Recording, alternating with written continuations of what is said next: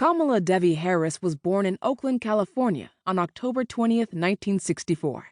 Her name means lotus flower, an important symbol in Indian culture.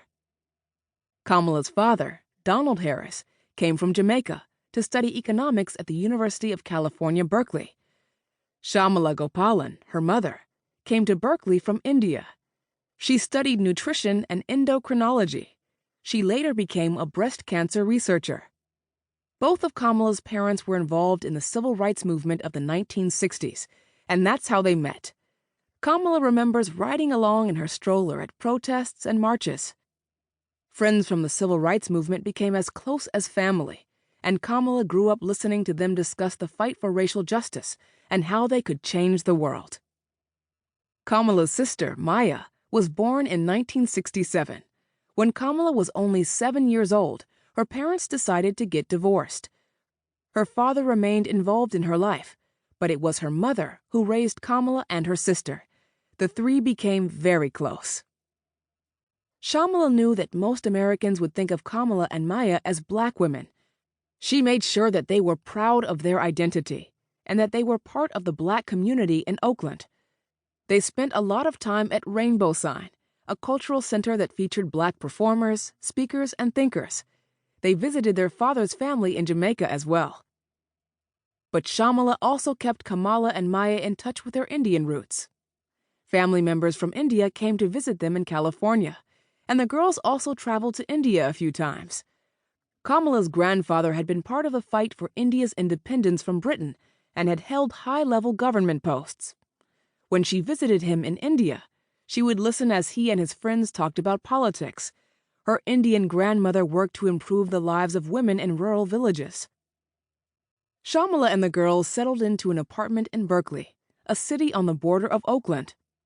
Their neighborhood was mostly made up of working-class black families. Kamala rode a bus to Thousand Oaks Elementary School, which was located in a wealthier part of Berkeley. She didn't know it at the time, but the bus ride was part of a national effort to integrate local schools. Integrate means to blend together. The idea was to bring kids from different races and classes together in schools. Because of the busing plan, Kamala went to a school with students from many types of backgrounds. She got to know people she might not have met without this plan. After school, Kamala and Maya often went to a neighbor's house until their mother came home from work at her research lab. Kamala took piano lessons and went to dance classes as well. At night, her mother loved to cook. She experimented with different recipes and found ways to make food fun. Kamala learned from her and became an excellent cook herself. When Kamala was 12, Shyamala was offered an important job in Montreal, Canada.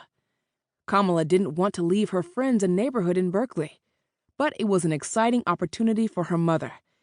They all bought winter coats, boots, and gloves and set off for Canada. In Montreal, many people speak French. Shyamala sent Kamala and Maya to a French-speaking school, but Kamala found it difficult. It was hard enough moving to a different country. Trying to settle in while learning a new language made it harder. Another problem was their new apartment building.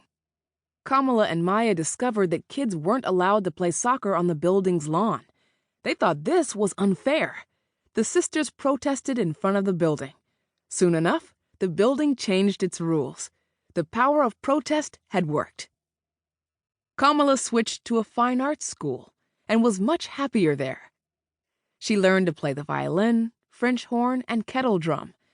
By the time she got to high school, she had settled into life in Montreal and even joined an all-girl dance troupe known as Super Six. But when it was time for college, she was ready to return to the United States.